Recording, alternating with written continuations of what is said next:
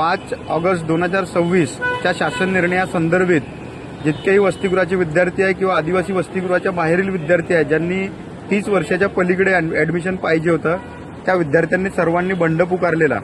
आम्ही विद्यार्थी प्रतिनिधित्वाच्या संदर्भात आदिवासी विद्यार्थी संघ विदर्भ नागपूर येथील प्रतिनिधी आणि त्यासोबतच आम्ही पुण्याच्या विद्यार्थ्यांना या ठिकाणी बोलवलेलं।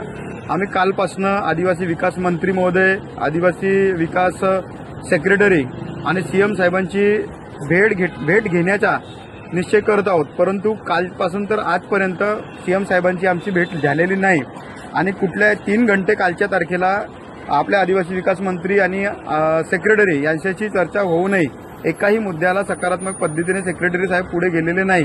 तेव्हापासून त्यांनी म्हटलेत की तुम्ही उद्याच्या दिवसाला थांबा, आपण काहीतरी सकारात्मक मार्ग काढू।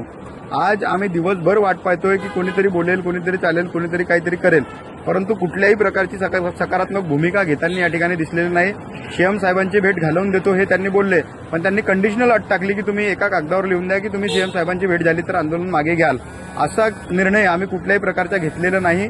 त्यामुळे आता या क्षणी जे ते पॉलिसी किंवा बाकीच्या सगळ्या गोष्टी आंदोलनाला सकारात्मक करून घेतील त्याचा आम्ही आधी अध्ययन करू। आमच्या लक्षात ते आलं तर आम्ही आंदोलन मागे घेऊ किंवा आम्हाला जितक्या तीव्र गतीने पीसफुल आंदोलन मोठं करता येत असेल तेवढं मोठं करण्याचा आम्ही निर्धार घेऊ।